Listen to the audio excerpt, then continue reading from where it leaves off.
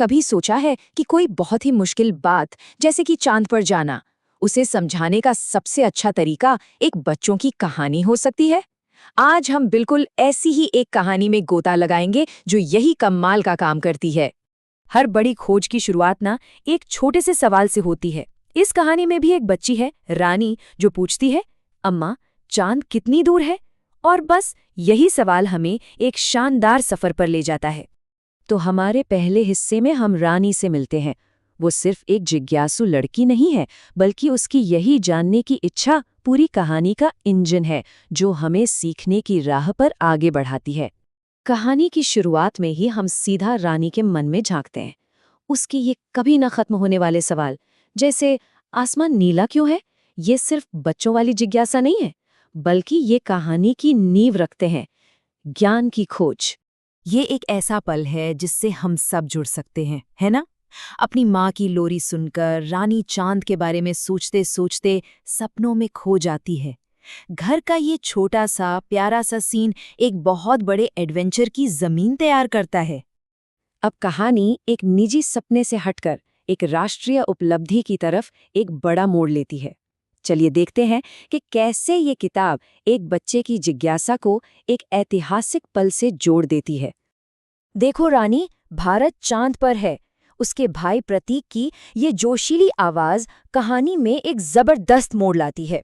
अचानक रानी का एक छोटा सा अपना सा सवाल पूरे देश के गर्व का पल बन जाता है। टीवी के जरिए एक बहुत बड़ी वैज्ञानिक कामयाबी रानी के घर के अंदर उसके ड्राइंग रूम तक पहुंच जाती है। ये सिर्फ खबर नहीं है, ये इतिहास है जो उसके सामने खुल रहा है, जो हमें दिखाता है कि कैसे बड़ी बड़ी घटनाएं हमारी अपनी जिंदगियों का हिस्सा बन जाती हैं। यह पल एक बहुत जरूरी सबक सिखाता है। जब कुछ समझ ना आए तो किसी एक्सपर्ट को ढूंढो।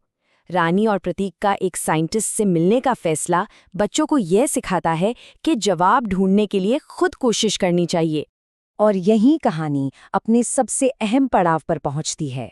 एक्सपर्ट के साथ इस बातचीत में हम सिर्फ फैक्ट्स नहीं सीखते, हम ये देखते हैं कि कैसे मुश्किल वैज्ञानिक जानकारी को सरल और आसान तरीके से समझाया जा सकता है। हम चांद पर पहुंचे कैसे, इसका जवाब हैरान करने वाला और बहुत ही सरल है, एक रॉकेट से। यहाँ कोई मुश्किल शब्द नहीं है, जो ये साबित करता है कि बड़े से बड़े आइडिया को भी साफ साफ समझाया जा सकता है। देखिए, ये किताब कितनी स्मार्टली सिखाती है। मिशन के नाम को ही तोड़कर देखिए। चंद्रयान मतलब चंद्रयान यानी चांद, और यान यानी वाहन। इस छोटे से ब्रेकडाउन से इतने बड़े मिशन का नाम फौरन समझ में आ जाता है। ये सिर्फ एक कहानी नहीं है, ये असली इतिहास है। 23 अगस्त 2023 को भारत ने चांद के उस हिस्से पर उतरकर इतिहास रच दिया जहां पहले कोई नहीं पहुंचा था।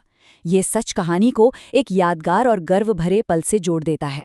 तो हमने कहानी तो देख ली, अब जरा इसके पीछे की कारीगरी को समझते हैं। ये कहानी सिर्फ मजे के लिए नहीं है, ये एक बहुत ही सोच समझकर बनाया गया एजुकेशनल टूल है। किसी भी चीज को सीखने की पहली सीढ़ी होती है नए शब्द। यहाँ नए शब्द लिस्ट में नहीं दिए गए, बल्कि कहानी में बुने हुए हैं। जब शब्द किसी कहानी का हिस्सा होते हैं तो वो ज्यादा मतलब रखते हैं और उन्हें याद रखना भी आसान हो जाता है। अच्छा, ग्रामर थोड़ी बोरिंग हो सकती है ना? लेकिन इस किताब में ऐसा बिल्कुल नहीं है। ए और एन के बीच का जो फर्क है, उसे सिखाने के लिए कहानी से ही उदाहरण उठाए गए हैं। इससे ग्रामर कोई मुश्किल चीज नहीं लगती, बल्कि कहानी का ही एक हिस्सा बन जाती है। बात सिर्फ पढ़ने और याद करने की नहीं है। ये जो डिजाइन है, ये बच्चों को सिर्फ सुनने से निकालकर कुछ करने के लिए प्रेरित करता है। सोचना, बोलना, लिखना और बनाना, ये एक पूरा पैकेज है जो एक बेहतर लर्नर बनाता है। तो इस सबसे हम सीखते क्या हैं? इस कहानी का विश्लेषण एक बहुत ही दमदार नतीजे पर पहुंचता है। कहानी सुनाना सीखने के सबसे असरदार तरीकों में से एक है। आखिर में एक जिज्ञासु लड़की की ये सीधी साधी कहानी ही विज्ञान, इतिहास, नए शब्द और यहाँ तक कि ग्रामर सिखाने का जरिया बन जाती है। ये साबित करता है कि एक अच्छी कहानी सिर्फ जानकारी नहीं देती, वो एक यादगार अनुभव बनाती है जो सीखने के लिए प्रेरित करता है। तो हम इस एक बड़े सवाल के साथ इसे खत्म करते हैं। एक छोटी सी कहानी हमारे इतने बड़े बड़े सवालों के जवाब कैसे दे सकती है? अगली बार जब कुछ मुश्किल समझाना हो तो सिर्फ फैक्ट्स की लिस्ट बनाने के बजाय एक कहानी सुनाने की कोशिश कीजिए। हो सकता है नतीजे देखकर सब हैरान रह जाएं।